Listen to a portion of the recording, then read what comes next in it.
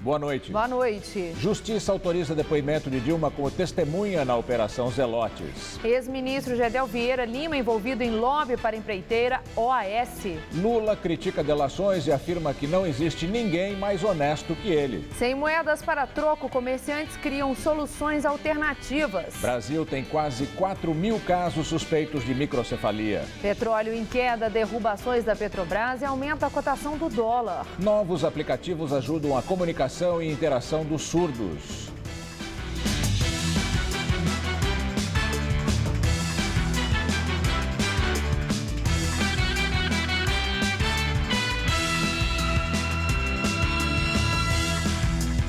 Quem, ao fazer uma compra, nunca deixou de receber moedas como troco? Essa situação, cada vez mais comum em São Paulo, preocupa os comerciantes. Faltam moedas em circulação, o que algumas vezes pode acabar em prejuízo. Não tenho troco de moeda, tá difícil. Não temos troco em moeda.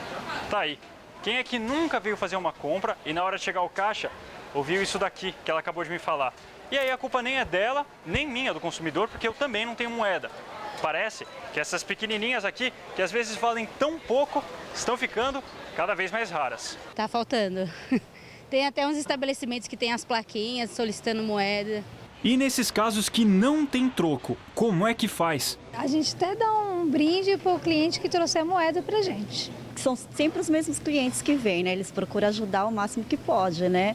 Quando não tem, fica devendo, paga outro dia, assim vai indo. O dono desta lotérica tem que sempre dar um jeito de negociar. A gente tenta conciliar, a gente deixa o aviso que tem aqui. Tem gente que não entende, né? E às vezes a gente acaba falando, olha, depois você me traz a diferença. Ou então a gente faz por um pouquinho aquém daquilo que ele devia pagar. Mas o prejuízo é marcante. Não é só impressão, não. A produção de moedas no Brasil caiu bastante nos últimos anos. Segundo a Casa da Moeda, foram colocadas em circulação 2,3 bilhões de moedas em 2013. Já nos anos de 2014 e 2015, juntos, foram produzidas 1,4 bilhão de moedas, uma queda de 40% em relação ao número de 2013. A escassez chegou inclusive ao metrô. Depois do aumento da tarifa para R$ 3,80, a bilheteria da estação Trianon-MASP até pediu troco de 5,10 centavos. O comércio, por sua vez, faz de tudo para juntar os trocados. Esta padaria na Vila Madalena, zona oeste de São Paulo, dá um bolo de graça ao cliente que trocar R$ 200 em moeda. O banco não arruma, ninguém arruma, né? Porque o hábito do brasileiro não é usar moeda, é guardar a moeda, né? Então, com essa promoção, o cara tem lá em casa, vou levar, e fica bom para os dois lados. A presidente Dilma Rousseff e o vice Michel Temer reuniram-se hoje pela primeira vez no ano. No encontro de 16 minutos, Temer disse a Dilma que o governo precisa falar menos, ouvir mais e mostrar que está disposto ao diálogo com a sociedade. Dilma respondeu que vai reconvocar em fevereiro o Conselho de Desenvolvimento Econômico e Social, formado por empresários e outras lideranças da sociedade. A relação entre os dois sofreu um abalo em dezembro, quando Temer mandou para Dilma uma carta para dizer que se sentia decorativo e que ela não confiava nele nem no seu partido, o PMDB. PSDB pede à Justiça Eleitoral a extinção do PT. O pedido protocolado na Procuradoria-Geral Eleitoral cita o depoimento do ex-diretor da Petrobras, Nestor Severó, na Operação Lava Jato. Ele disse que a campanha de Lula em 2006 recebeu dinheiro de propina, 50 milhões de reais, depois de negociação de compra de áreas de petróleo na África. O PSDB alega que o recebimento de dinheiro de procedência estrangeira é ilegal e que, se for comprovado, pode cancelar o registro do partido. A extinção do PT não decorre da minha vontade ou da minha bravata contra o PT, decorre de uma consequência legal. Tudo estava a indicar que dinheiro do exterior abasteceu campanha no Brasil. Isso é causa de extinção, é uma causa legal e constitucional de extinção de um partido político. Severó disse também que o governo Fernando Henrique Cardoso recebeu de propina 100 milhões de dólares. Ele não indicou quem teria recebido esse dinheiro. Apenas informou que foi de uma transação de venda da petroleira argentina Pérez Companc. Sobre esse caso, o deputado tucano Carlos Sampaio afirmou que todos os fatos narrados por Severó e que tenham consistência devem ser investigados. Mensagens obtidas pela Polícia Federal revelam que o ex-ministro Gedel Vieira Lima, do PMDB, fez lobby dentro do governo para a empreiteira OAS. Segundo o relatório da Polícia Federal, Gedel atuou em favor da OAS na Caixa Econômica Federal quando foi vice-presidente do banco no primeiro mandato da presidente Dilma Rousseff e também no Ministério da Aviação Civil e junto à Prefeitura de Salvador. O relatório tem como base as conversas de Gedel com o ex-presidente da empreiteira, Léo Pinheiro, já condenado na Operação Lava Jato. O ex-ministro também cobrou doações para campanhas de aliados e para sua própria candidatura ao Senado em 2014 pela Bahia. Numa das conversas, pediu emprego na OAS para um ex-diretor da Sudene que havia sido demitido 3 meses antes. Na troca de mensagens, ele se referiu à presidente Dilma Rousseff como tia. Gedel Vieira Lima confirma os fatos, mas nega ter cometido alguma irregularidade. A Justiça Federal autorizou o depoimento da presidente Dilma Rousseff como testemunha de um dos réus da Operação Zelotes, o empresário Eduardo Valadão.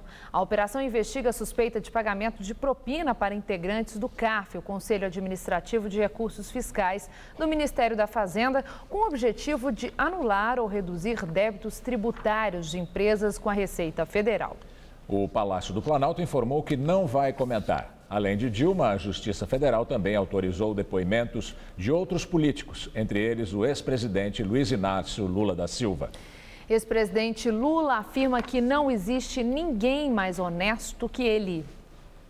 Em entrevista para blogueiros aliados do PT, Lula disse que não há quem possa envolvê-lo em irregularidades. Não tem nesse país uma viva alma mais honesta do que eu.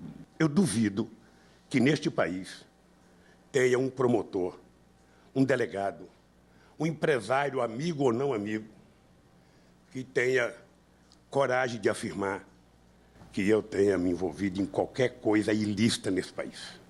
O ex-presidente criticou as delações premiadas da Operação Lava Jato e afirmou haver um estímulo para que os delatores o citem em seus depoimentos. Eu já ouvi até dizer que não adianta o cara fazer delação premiada se não falar o nome do Lula.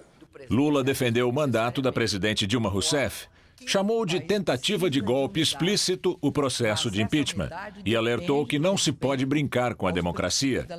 Na área econômica, Lula disse que o governo precisa anunciar medidas para justificar a saída de Joaquim Levy do Ministério da Fazenda.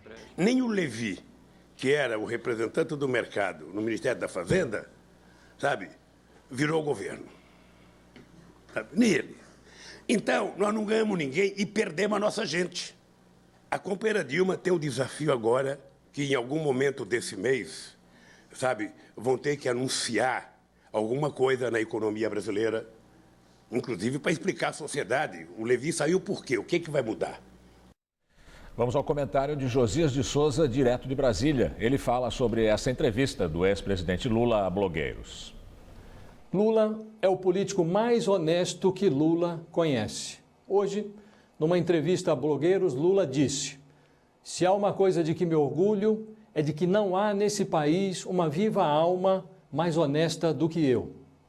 Considerando-se que o mensalão é um escândalo ocorrido no governo Lula e que foi também na gestão de Lula que se formou o cartel que tomou de assalto a Petrobras, alguém pode perguntar: mas para que serve a honestidade de Lula?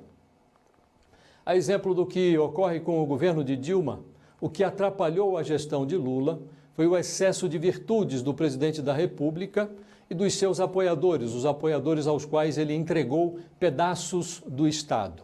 Gente como Fernando Collor de Mello, Renan Calheiros, Eduardo Cunha e os empreiteiros todos que depois se tornariam clientes cativos das palestras de Lula. Juntos, eles formam um bando de patriotas simpáticos que cometem vilanias com as melhores intenções. Lula disse estar tranquilo.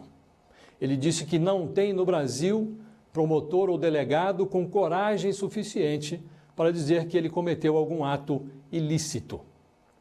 Lula já se tornou figurinha fácil nos depoimentos da Polícia Federal e do Ministério Público, mas ele celebra o fato de ainda não ser chamado formalmente de investigado. Alguém precisa tomar coragem na Procuradoria da República, ou logo se espalhará pelo mundo a notícia de que foi descoberta no Brasil a vacina contra a honestidade, uma virtude facilmente contornável. Boa noite. O empresário Carlos Alberto de Oliveira Andrade, presidente do Grupo Caoa, investigado na Operação Acrônimo, afirmou em depoimento à Polícia Federal não ter nenhuma conta bancária em seu nome. Foi desse jeito que ele justificou a guarda de R$2,5 milhões em dinheiro vivo dentro de casa, dinheiro apreendido em outubro. A Operação Acrônimo investiga um suposto esquema de lavagem de dinheiro na vitoriosa campanha de Fernando Pimentel, do PT, ao governo de Minas Gerais. As investigações apontam que Pimentel teria favorecido a empresa de Andrade quando era ministro do Desenvolvimento, Indústria e Comércio. Integrantes do MTST, Movimento dos Trabalhadores Sem Teto, fizeram um protesto que complicou o trânsito na zona sul de São Paulo. Famílias da Invasão Osiel Alves se concentraram na estação de trem Cidade Jardim e depois saíram em passeata até a sede da Dersa, no Itaim. Os manifestantes cobravam a assinatura de um contrato para a cessão de um terreno em Mauá, na Grande São Paulo, para a construção de moradias populares. Um grupo de manifestantes foi recebido. Segundo o movimento, a assinatura do documento foi marcada para o dia 26 de janeiro. Começou a vigorar agora em janeiro o Estatuto da Pessoa com Deficiência.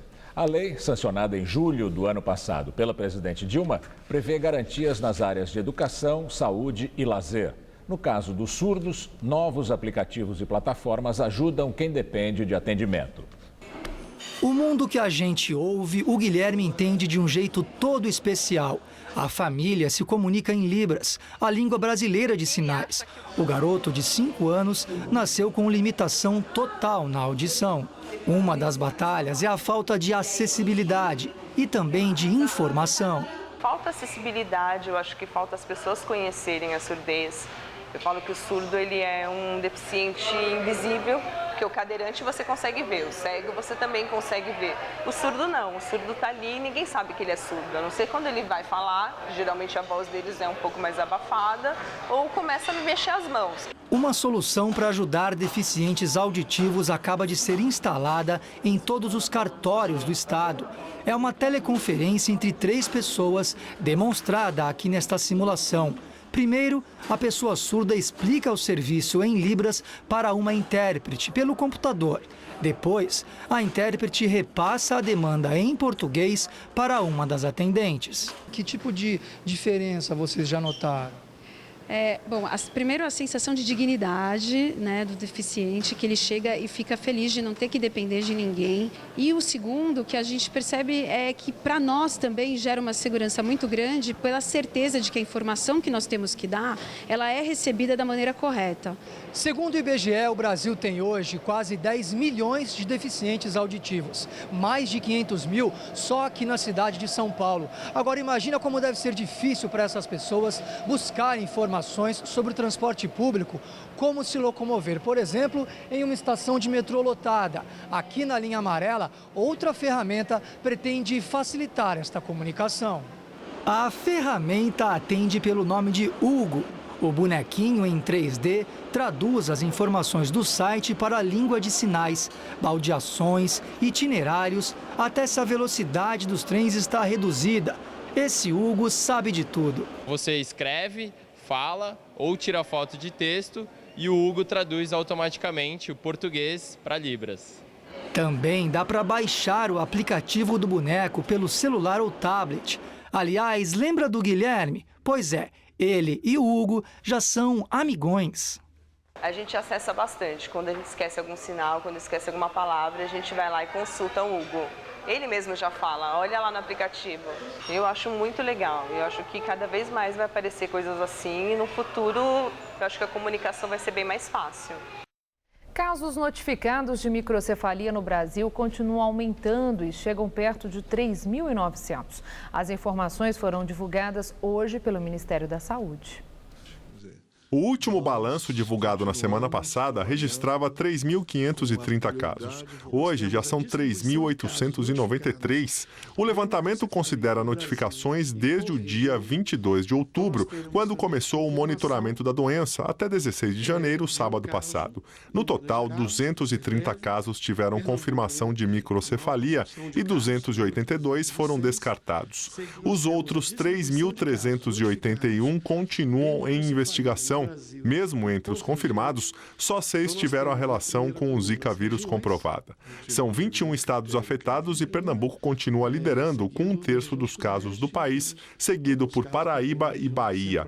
Em novembro, o governo declarou o estado de emergência em saúde pública no país por causa do aumento de casos de microcefalia no Nordeste. O importante é o pessoal que está na rua e é a participação das pessoas eliminando criadouros das suas casas.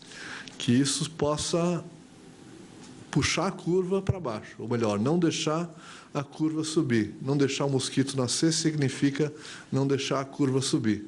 E uma pesquisa inédita feita pelo Instituto Carlos Chagas, da Fundação Fiocruz do Paraná, confirmou que o Zika pode ultrapassar a placenta da gestante e infectar o bebê.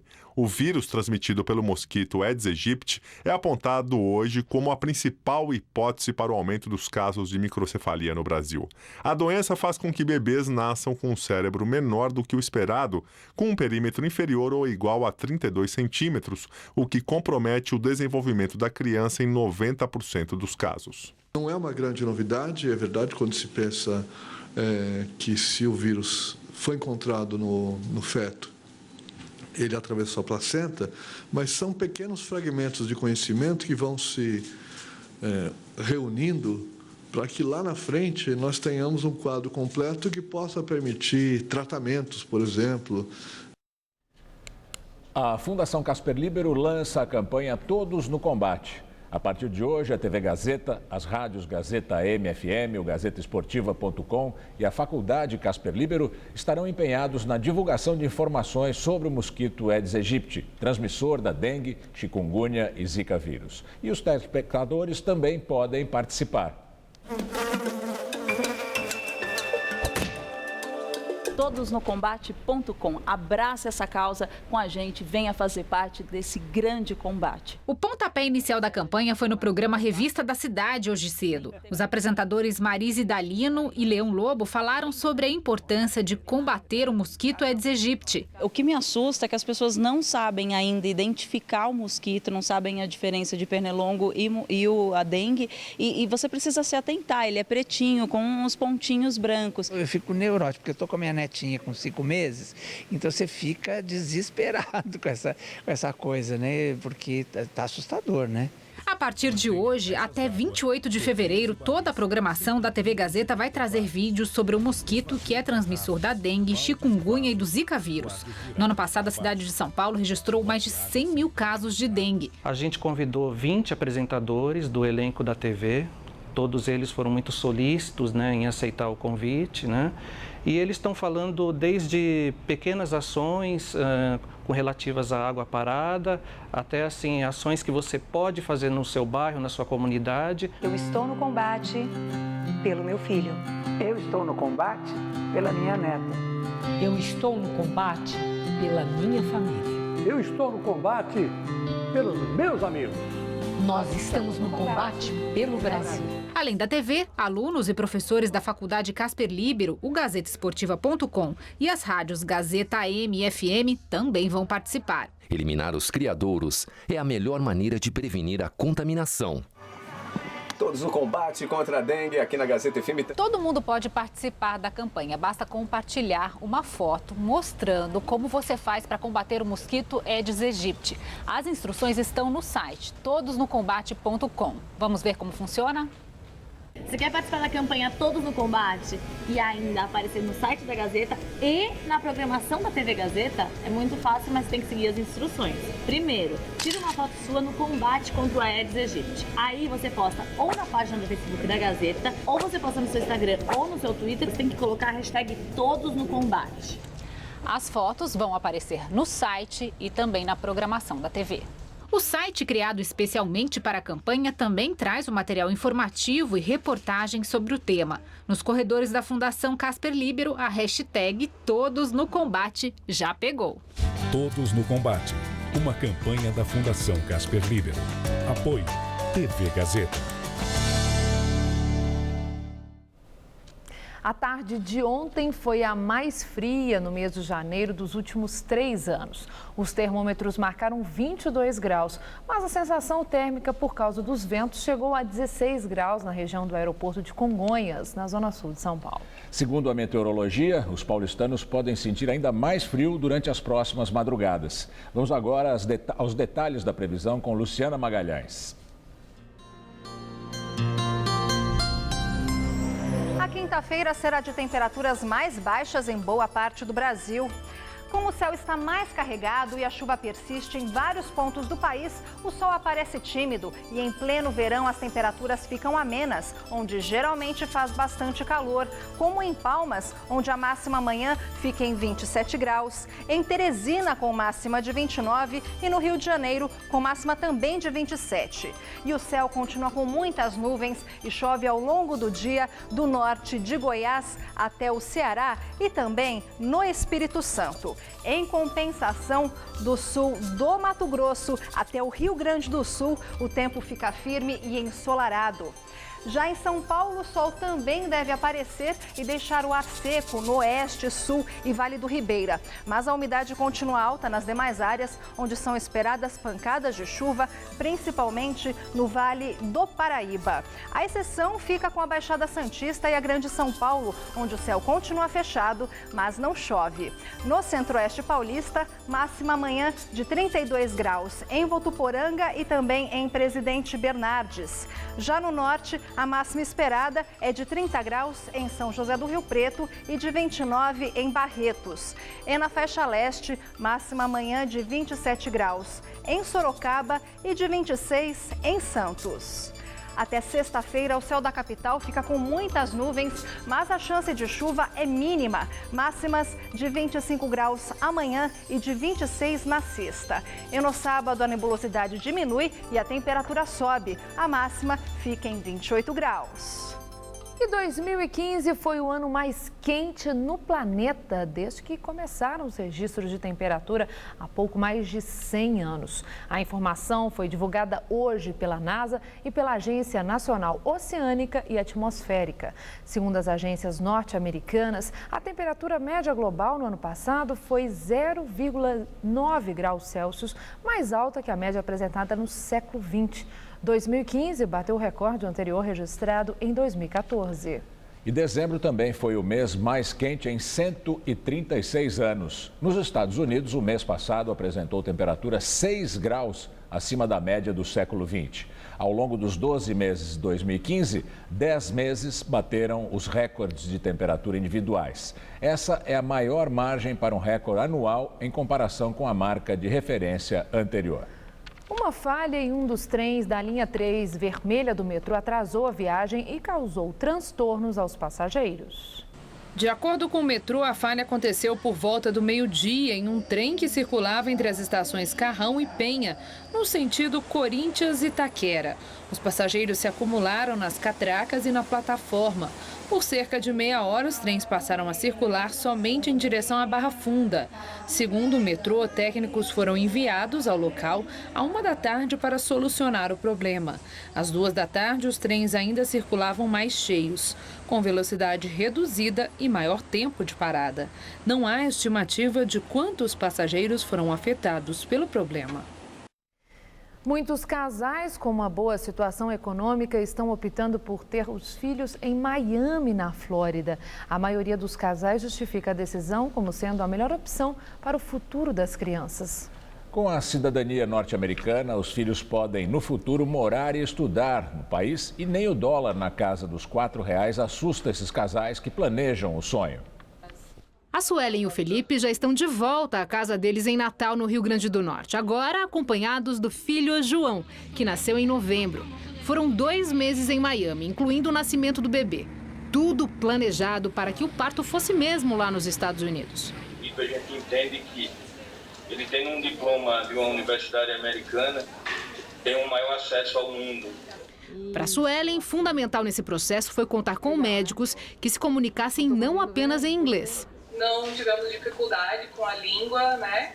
Falamos um pouco espanhol, foi tudo bem. A parte de hospital, as enfermeiras maravilhosas, sem comentários. Agora o sonho está realizado, porque o João tem dupla cidadania, dos Estados Unidos e a daqui. O próprio hospital emite a certidão de nascimento, ou dá o comando para que essa certidão entre no sistema. Após a certidão de nascimento americana, demos entrada no passaporte americano. Em nome de futuro, com mais oportunidades para o filho que vai nascer, muitos pais brasileiros estão em busca de serviços especializados como este para garantir a segurança e também que a língua falada durante, antes e depois do parto seja o português. E mesmo com o dólar na casa dos R$4, a procura é grande. São mais de 300 interessados no atendimento desses médicos que atuam em Miami e criaram um site voltado ao público brasileiro. Eles vieram a São Paulo esclarecer dúvidas de muitos pais super curiosos. Eu sinto que os pacientes ficam mais desesperados ainda com a situação econômica do país, quando vê isso acontecendo, e eles, independente de qualquer desvalorização do dinheiro, eles fazem e acabou. O valor do parto em hospital particular em Miami custa a partir de $10 mil. Para ter um filho nos Estados Unidos, em geral, basta o visto de turista. A Constituição de lá garante cidadania automática a crianças nascidas no país. Mas esse não é um benefício que se estende aos pais, não. Não se trata em desistir do Brasil ou do país de forma nenhuma. O pensamento de ter um filho nos Estados Unidos é pensar exatamente no futuro da criança. Amanhã ou depois, essa criança vai poder morar nos Estados Unidos, vai poder estudar, vai poder trabalhar como um norte-americano nativo de lá mesmo. O Alexandre está em Miami, onde a filha dele, a Manuela, nasceu há 7 dias. A gente está dando uma abertura maior para que ela possa escolher para onde que ela quer direcionar o caminho dela.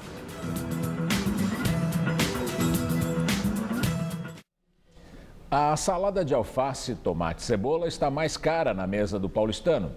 Como não é época de safra, o preço desses produtos foi parar lá em cima, nas feiras livres da cidade. Para os consumidores, a única saída é comprar menos e substituir o que está caro.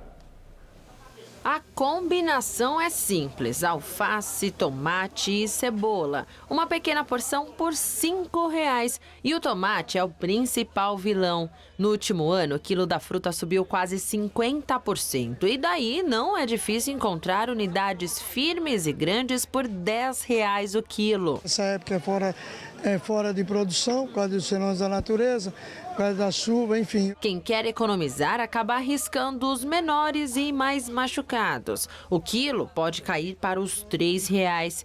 Mas abrir mão da qualidade pode não ajudar na hora de preparar o quitute para a família. Maduro, mas firme. Se tiver mole, não. Sem chance. Rico em vitaminas A e B e inúmeros nutrientes, o tomate também tem a versão mais docinha e também mais cara, o tomate cereja. Quanto menor ele é, mais barato ele é. Se ele é maior e tem a classificação, a seleção, o preço tem custo. Aliado no trio da salada tradicional, o pé da alface está pequeno e meio sem graça. Em um ano, o preço da cebola subiu mais de 60%. Mas hoje, o cliente pode encontrar o quilo por R$6. Se quiser essas menores, leva por R$3 cada bandeja. Não tem nada para substituir, viu? Mesma cebolinha, mas não é a mesma coisa. Os produtos para temperar salada também estão mais caros. O vinagre, por exemplo, teve alta de 15% e o sal está 11% mais caro. Mas vale pesquisar, viu? Porque o limão, por exemplo, teve alta de quase 12%. Mas se o cliente procurar bem, pode encontrar até meia dúzia por apenas R$1. O importante é justamente pesquisar. Se você achou que substituir o tomate pelo pepino pode contribuir para o bolso, esqueça.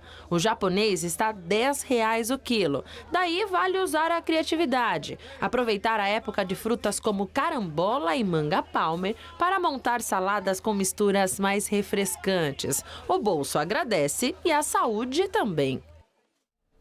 A Justiça Federal no Rio de Janeiro aceitou denúncia de corrupção na Petrobras desde o governo Fernando Henrique Cardoso. O juiz substituto da Terceira Vara Federal do Rio, Vitor Barbosa Valpuesta, aceitou a denúncia do Ministério Público Federal sobre pagamento de propina por parte da empresa holandesa SBM a funcionários da Petrobras de 1999 até 2012. Esse período engloba os governos Fernando Henrique, Lula e Dilma.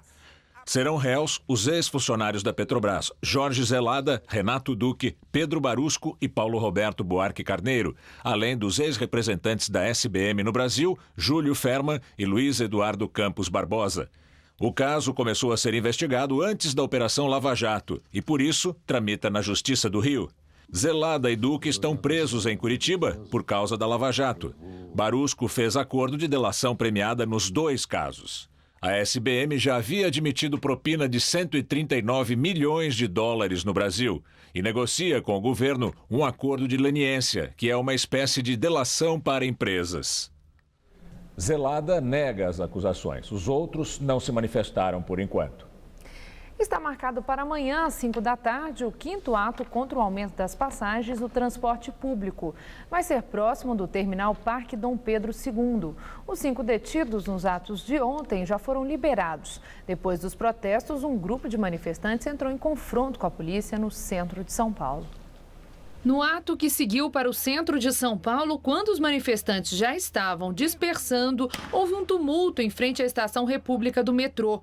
A Polícia Militar usou bombas de efeito moral para dispersar um grupo que bloqueou a Avenida Ipiranga. Vândalos colocaram fogo em caçambas de lixo. Manifestantes fizeram ontem vários atos contra o reajuste da tarifa do transporte público, em 4 pontos de São Paulo. A concentração de 2 grupos aconteceu na Avenida Faria Lima, com a Rebouças. Depois, um seguiu para o Palácio dos Bandeirantes, na Zona Sul, e outro para a Prefeitura, no centro.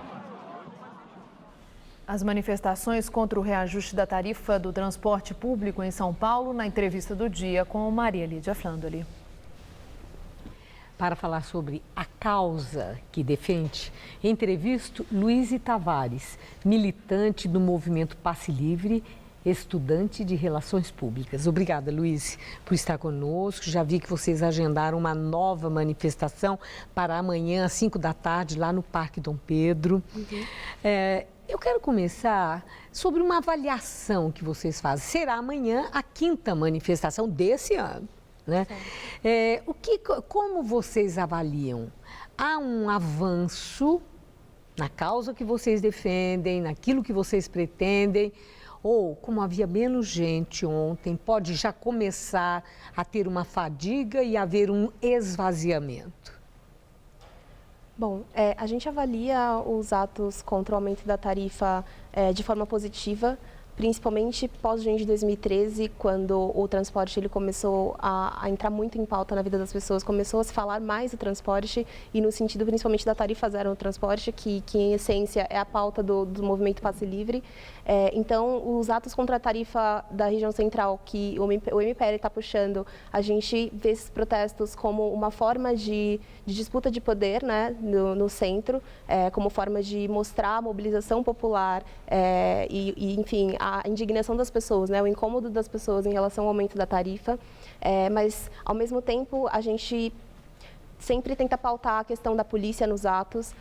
Na penúltima terça-feira, quando a gente fez a concentração na Praça do Ciclista, a polícia tentou impor um trajeto para o movimento, a gente se recusou a fazer esse trajeto e a gente não conseguiu nem sair com o ato, né? Naquele dia vocês não haviam apresentado o trajeto? Na verdade, a apresentação do trajeto com antecipação não é uma prática do movimento Passe Livre, né? Mas é uma exigência legal? Então, na verdade não.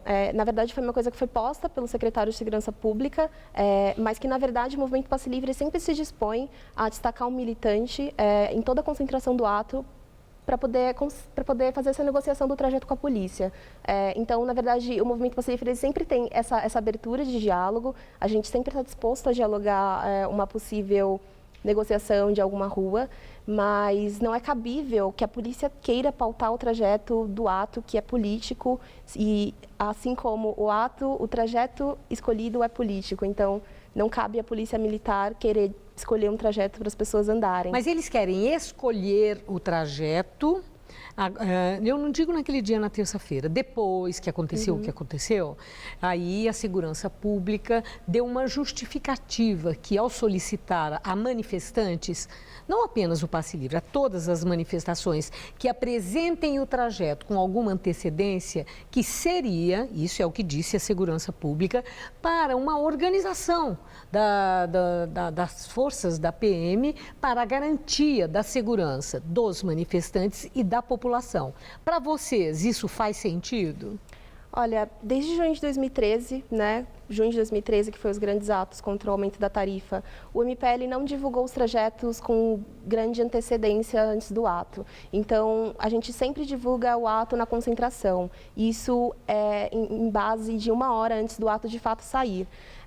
Então, na verdade, a gente sempre pauta de que o dever da polícia é garantir que o ato aconteça e não o contrário, como vem acontecendo. Então, a justificativa da Secretaria de Segurança Pública, na verdade, não só essa declaração, mas tantas outras que a gente tem visto na semana, vem também numa forma de tentar criminalizar os movimentos sociais. Isso desde junho de 2013, na verdade, né?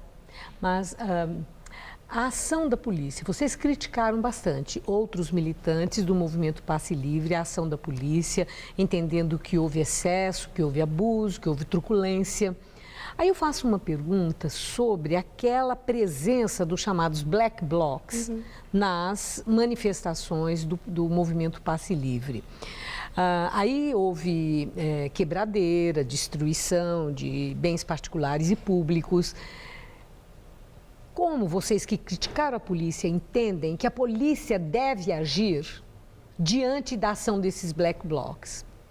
O movimento Passe Livre, ele sempre defende de que a gente sempre não vai inibir a participação das pessoas que são contra o aumento da tarifa.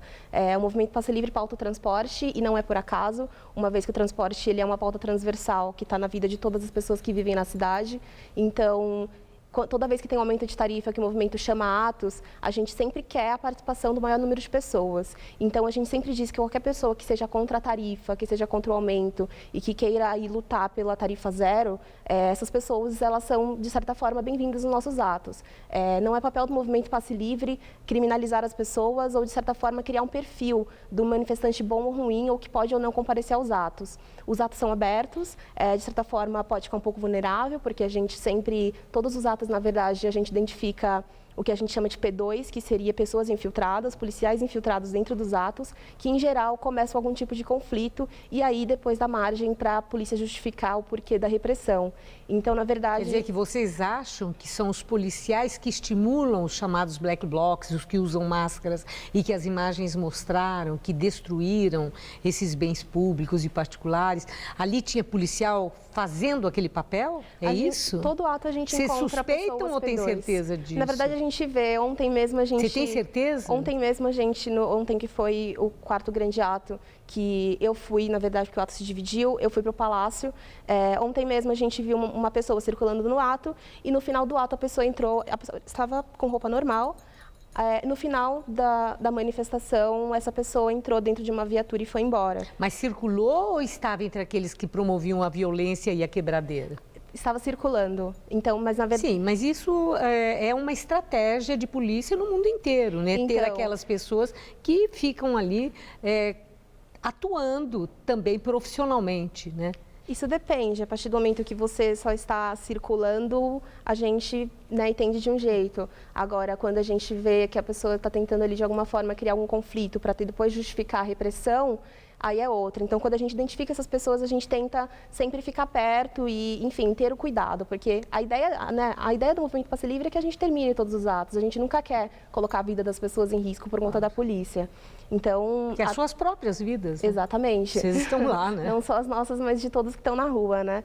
Então, mesmo a presença ostensiva da polícia nos atos, os famosos caveirões, né, israelenses da polícia andando em todos os atos, muitos policiais, a rota, enfim, a presença também ostensiva da polícia, ela causa um certo desconforto também. Bom, agora vocês têm uma causa, não aceitam o reajuste da passagem. O argumento de que o reajuste foi abaixo da inflação, Vocês debateram isso? Faz sentido? Um momento de crise, de dificuldade, de queda de arrecadação? Esse aumento que foi dado, vocês acham que não foi justo, foi excessivo? Como é que vocês analisaram o reajuste do poder público, tanto para o metrô e trens, como para os ônibus de São Paulo?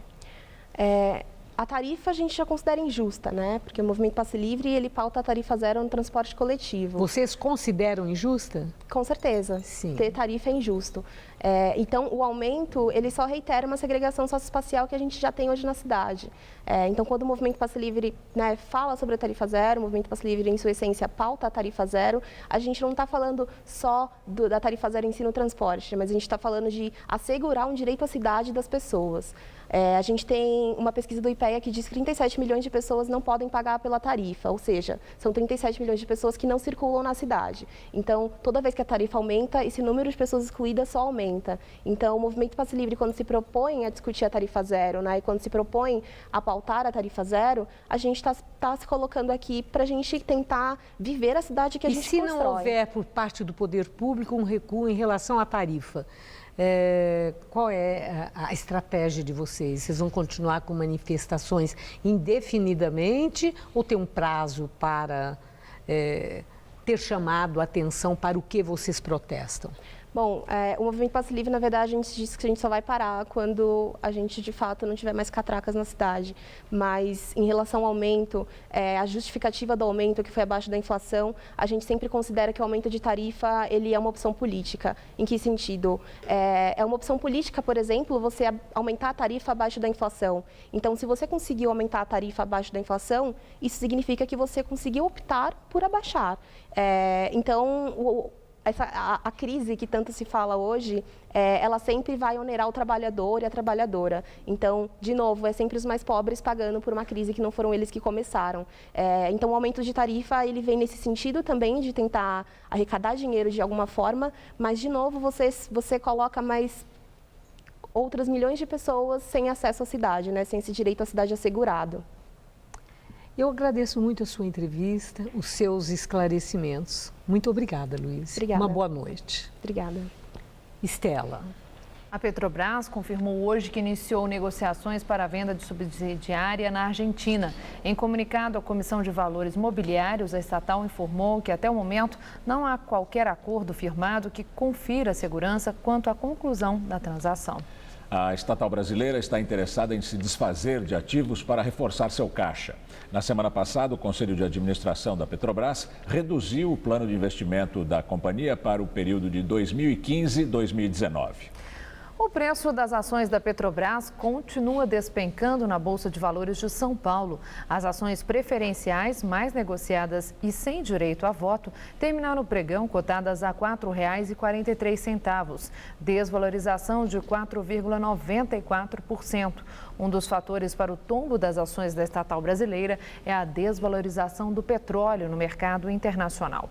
O Ibovespa também recuou 1,08%. Diante de um cenário de incertezas com a queda do preço do petróleo, os investidores procuram transações consideradas mais seguras. Esses fatores fizeram com que o dólar subisse hoje mais uma vez. A moeda americana terminou o dia cotada a R$ 4,10, alta de 1,20%. E agora vamos ao comentário de economia com Vinícius Torres Freire. As finanças do mundo lá fora estão uma bagunça. Há medo nos mercados internacionais. Essa alta feia do dólar hoje aqui no Brasil não aconteceu por causa das nossas confusões apenas. O dólar foi a quase R$ 4,11 porque os grandes donos do dinheiro do mundo estão fugindo de países, empresas e negócios que consideram arriscados. Quando esses grandes donos da dinheirama têm um negócio, obviamente eles vendem o que aplicaram nesses países e empresas. Então, os preços caem. Cai o preço da moeda brasileira e de outros países com problemas. Cai o preço das ações. Qual o motivo dessa confusão que recomeçou logo no início do ano? Ninguém sabe muito bem, para falar a verdade. Tem a ver com o crescimento menor da China, a segunda maior economia do mundo. Se a China cresce menos, compra menos de países que produzem coisas como nós: comida, minérios, metais, petróleo. Se compra menos, os preços caem. Se os preços caem, a nossa vida fica difícil, a gente cresce menos, as empresas crescem menos, os investidores vão embora. A confusão tem a ver também com o preço do petróleo. O preço cai muito, era de mais de $100 na metade de 2014. Agora está em $27. O preço cai porque está sobrando petróleo. O consumo no mundo cresce muito pouco, a produção continua muito alta, porque os países produtores do cartel da OPEP não querem reduzir a produção. Querem deixar o preço cair e quebrar a concorrência deles, nos Estados Unidos e em outros lugares, até como o Brasil. Muita empresa de petróleo pode quebrar e dar calote. Quando grandes calotes acontecem no mundo, bancos e emprestadores de dinheiro em geral têm prejuízo. Se tem prejuízo, ficam na retranca, emprestam menos. Isso tudo e o medo de que se investiu demais em país emergente, mais pobre, pode estar levando os investidores a se livrarem de investimentos arriscados. Brasil, inclusive. Isso nos afeta. Significa um mundo em confusão financeira, empréstimos mais difíceis, China em baixa, petróleo em baixa, Petrobras ainda mais em baixa, dólar mais caro, talvez mais inflação. A coisa já estava feia por aqui. Se o mundo continuar essa bagunça, vai ficar pior. Começou em Davos, na Suíça, mais uma reunião do Fórum Econômico Mundial. O tema principal é a quarta revolução industrial, que vai tirar o emprego de muita gente. A edição de número 46 do Fórum Econômico Mundial reúne mais de 40 chefes de governo e de Estado. O Brasil é representado pelo ministro da Fazenda, Nelson Barbosa. Por 4 dias, vão ser debatidos temas como a desaceleração das economias emergentes, a queda do preço do petróleo, a crise dos imigrantes, a ameaça terrorista no mundo, a diminuição das diferenças sociais e o meio ambiente. O tema principal é a chamada Quarta Revolução Industrial, termo que se refere ao rápido desenvolvimento tecnológico e que deve acabar com 5 milhões de empregos no mundo nos próximos 5 anos. Uma das estrelas da conferência é justamente o premiado robô humanoide sul-coreano Ubo, que levanta a questão da tecnologia e do emprego. O ministro da Fazenda, Nelson Barbosa, disse que o governo conta com a aprovação da CPMF até maio, para que possa surtir efeito a partir de setembro. Ele disse que isso é um desafio e que será dever do governo convencer as diversas lideranças políticas e a população de que, neste momento, a CPMF é uma poupança necessária para que o Brasil possa atravessar esse período de maior instabilidade. O Conselho de Administração da mineradora Samarco aceitou os pedidos de afastamento do diretor-presidente Ricardo Vescovi e também do diretor de operações Kleber Terra, de suas funções na companhia. Os dois fazem parte da lista de indiciados pela Polícia Federal por crime ambiental decorrente do rompimento da barragem de Fundão, em Mariana, Minas Gerais, no dia 5 de novembro. De acordo com nota divulgada pela empresa, cujas donas são a Vale e a anglo-australiana BHP, o licenciamento temporário é importante para que eles possam se dedicar às suas defesas. O atual diretor comercial da Samarco, Roberto Carvalho, vai assumir a presidência interinamente. E você vai ver a seguir: Corinthians, São Paulo e Palmeiras entram em campo hoje. E o atentado no Paquistão. Militantes invadiram a universidade e mataram pelo menos 19 pessoas.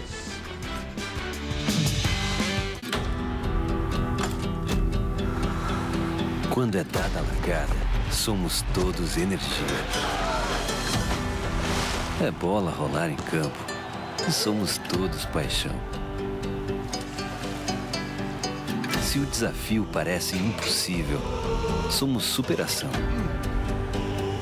Quando subimos ao pódio, somos só emoção.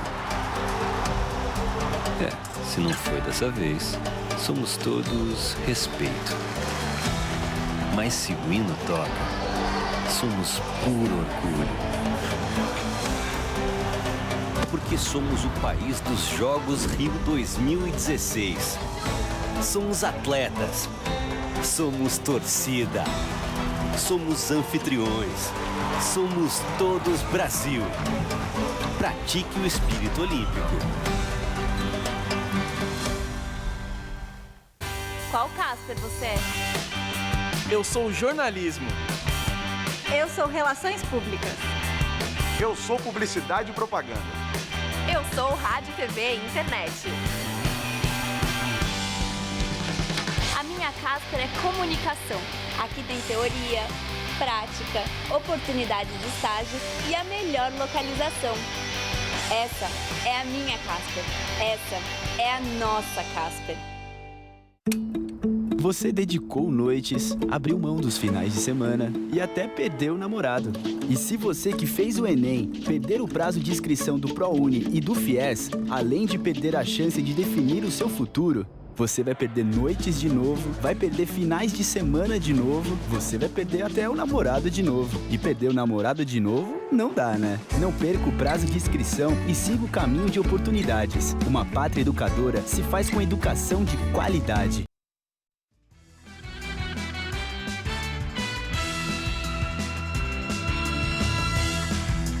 Várias empresas de São Paulo estão usando um esporte que surgiu há mais de 2.000 anos na China para motivar as equipes.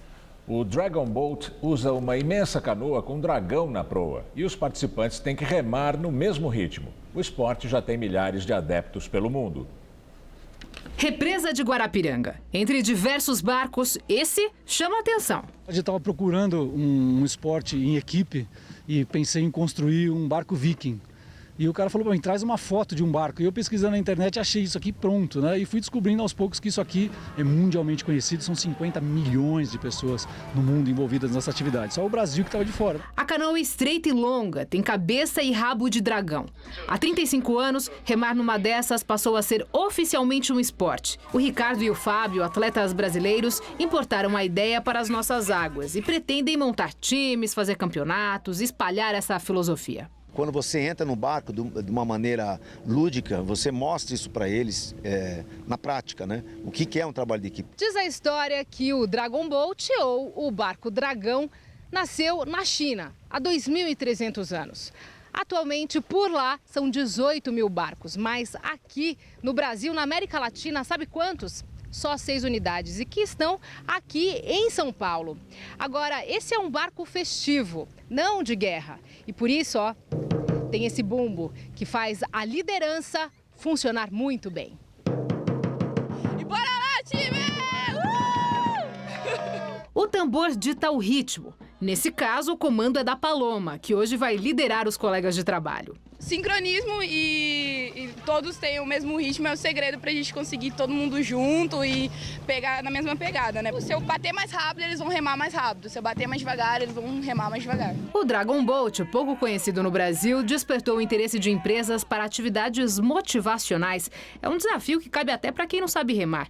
E a dinâmica tem dessas. Chefe troca de lugar com o subordinado. Chefe obediente. Muito, né? Quando o líder é bom, a gente tem que seguir, com certeza. E lá vai a Paloma, no comando do chefe, do time, do tambor.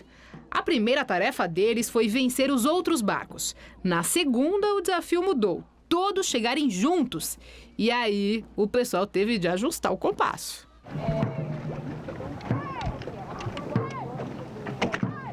Manteve o ritmo e colocou a gente para trabalhar direitinho. Foi muito bem. Então agora só falta o aumento, né? Olha, a gente pode conversar depois, a gente pode conversar.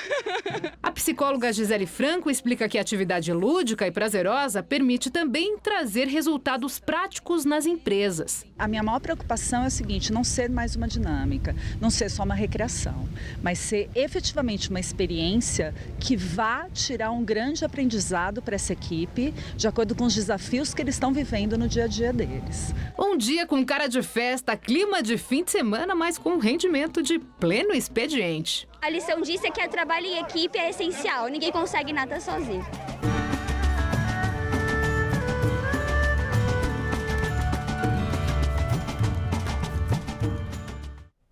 Vamos agora às notícias do esporte. O Corinthians volta a campo hoje nos Estados Unidos. O adversário é o Shakhtar Donetsk, da Ucrânia. É mais uma chance que o técnico Tite tem de avaliar o que ele pode fazer com esse time na temporada. O campeão brasileiro perdeu 5 dos seus titulares, 4 deles para o futebol da China. O último é o zagueiro Gil, que está inclusive de volta a São Paulo.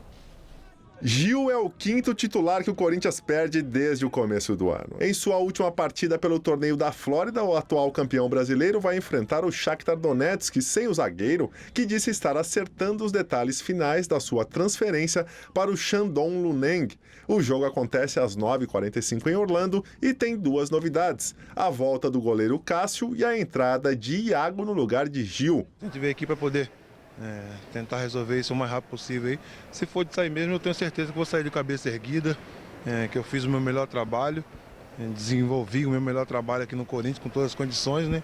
Então a gente fica contente também por isso aí, por deixar esse legado aí junto com meus companheiros. Além do Corinthians, os outros 2 grandes clubes paulistanos participam hoje de amistosos. Na estreia do técnico Edgardo Balsa, o São Paulo enfrenta o Cerro Porteño às 9 horas em Assunção, com mais uma novidade, o lateral esquerdo Mena.